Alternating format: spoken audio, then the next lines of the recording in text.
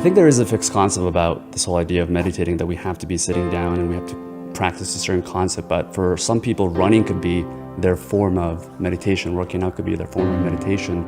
And to me, you seem like, and I follow your Instagram stories, you're always working out at 4 a.m.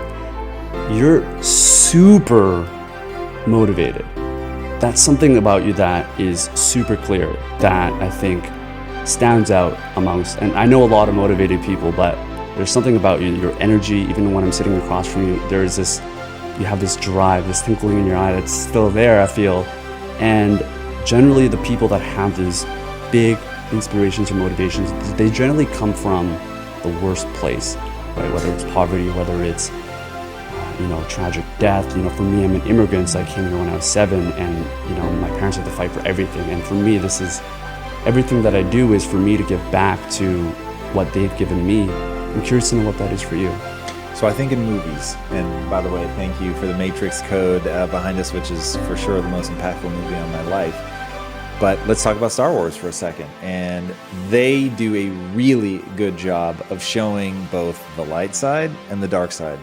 And I think people need both. And I think that there are evolutionary mechanisms that are there. The light side makes you feel connected. It makes you want to help. It makes you really want to contribute to the tribe. And I think it's pretty obvious why that would be advantageous for such a social creature, to want to do good things for people, to want to see them win, to think about the beautiful things that you want to create in your life. That I think makes sense to people. But what I think people miss is the power of the dark side. Now, I live in an 80-20 split between what I call beauty and rage. So 80% of my time I'm in the beautiful, the good relationships, the positive things I want to create, the wonderful things that are already going right, the things I'm grateful for, my compelling vision of my future, which I think will bring a lot of good to a lot of people. But then I spend 20% of the time in rage, in self-hatred, in being fundamentally disappointed with who I am today. And what I've accomplished, in knowing how much more I could do, in focusing on the enemies who want to see me destroyed, the people that actively want me to fail. And in that, and so I'll come back to, from an evolutionary standpoint, that anger, that rage is nature's way of allowing you to be able to withstand a higher degree of pain and suffering. So if you take something, they've done controlled studies of this, absolutely fascinating. So if you take somebody and you want to see how much pain they can tolerate, what they do is they make you submerge your arm in ice bucket. So it's actually worse, like ice water. So you've got your arm in there, and at first everybody's fine, you don't have to do anything. But then after like 3, 6, 10 minutes, it's brutal. And it really begins to be this mental torture where it's like, how long can I endure this? Because they know I can pull my arm out at any time. So how do I manage to keep going through this? And what they found is, if they told people right when you feel like you have to pull it out, I want you to get angry and start swearing. And when they do that, they can stay for 30% longer by triggering an anger response, by being aggressive, by really enraging themselves. So you can imagine if you encounter an animal, a warring tribe, whatever, and you need to show up at that moment. It isn't thinking the beautiful thoughts. It's fucking bloodthirst, man. It is like, I am not going to lose. I'm going to rage into this person. I'm going to go with everything I have.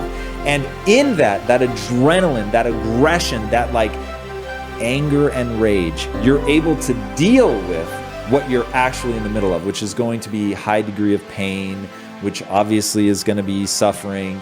So it is a tool that we've been given that lets us really push. Now, it's when people lose the balance and they spend in my opinion, north of 20%, in that it begins to be corrosive. So if you're spending north of 20% of your time focused on the people who hate you, focused on how disappointed you are with your own results, focused on how hard things are, if you spend more than 20% of your time there, it begins to diminish you. And that's where people just have to realize it's a choice, right? You get what you focus on. So if you focus on the bad things, they're going to be there and they will seem ever present. But likewise, if you focus on the good things, they will be there and they will seem ever present. So you get to decide what percentage of your time. You could spend no time in the darkness, and there are people that do that, right? You can spend all of your time in the darkness, and unfortunately, there are people who do that.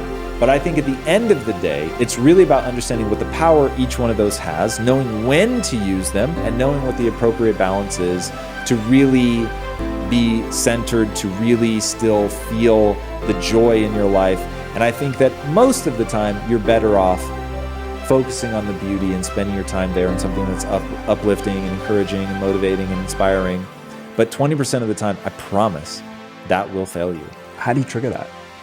What are the things you think about? What are the specific processes that you go through? Because I think it's a hard mindset shift when either on opposite ends, right? Whether you're feeling miserable, it's hard for most people to trigger happiness from a snap of a finger. And it's also, I think, natural for us not to want to go to that darkness if they don't see it as a tool. But I'm curious to know how you get into that state. Here's something that's really, really fascinating, and it's called a negative feedback loop. So you have positive feedback loops like labor. Labor is a positive feedback loop. So once a woman goes into labor, as one chemical raises, the next chemical raises, and that chemical B raising triggers chemical A to raise higher, chemical A raising higher triggers chemical B, and that's why once labor starts, you can't stop it. So it's not like they ever go, you know what, now let's hold this off for a couple days. It doesn't happen. Like, it's a one-way train. Negative feedback loops, there's mechanisms to stop them. So you have I can never remember you have an antagonist and whatever the other one is. It's not protagonist. Oh, okay. That's in like a story, but it's and it's not tagonist either. Anyway, the two things that work together. So as one goes up, the other one necessarily goes down. So take the sympathetic nervous system, which is fight or flight, and the parasympathetic nervous system, which is rest and digest. So fight or flight, we're about to get into something, boom, your cortisol levels spike, your heart rate goes up, you start breathing more rapidly, your muscles are mobilized, they are ready to run or engage. Conversely, when you meditate, you're slowing your breathing, you're slowing your heart rate, you're lowering your cortisol levels. So you can't do both at the same time. So this is why meditation is so effective, as you raise your sympathetic nervous system, your parasympathetic nervous system, your heart rate's coming down, your breathing's going more shallow, the sympathetic nervous system, the fight or flight, is coming down. And that's why you feel this sense of well-being as you begin to meditate. So that's your negative. Now, the body has mechanisms worked into it to allow you to trigger these things. So, for instance, if you want to immediately get into a happy place, start it from the body. If you're not feeling it, start it from the body. They've done studies on this, absolutely incredible. If you have somebody rate their level of happiness, they'll rate it one way. If you have somebody rate their level of happiness holding a pencil in their teeth, which sort of forces their face into a smile, they'll rate their levels of happiness higher just from holding the pencil consistently. Wow. Now, the reason is something called mirror neurons. If you know V.S. Ramachandran, who's actually been a guest on Impact Theory, an amazing human being and one of the most extraordinary neuroscientists ever. This guy's just unbelievable. But he's done a lot of work into mirror neurons. Now, mirror neurons, if you've ever heard about mirroring and matching, which is something in NLP, where it's like when you're talking to somebody, you and I will both start nodding at the same time, right? To connect with each other, if I fold my arms, you're likely to fold yours.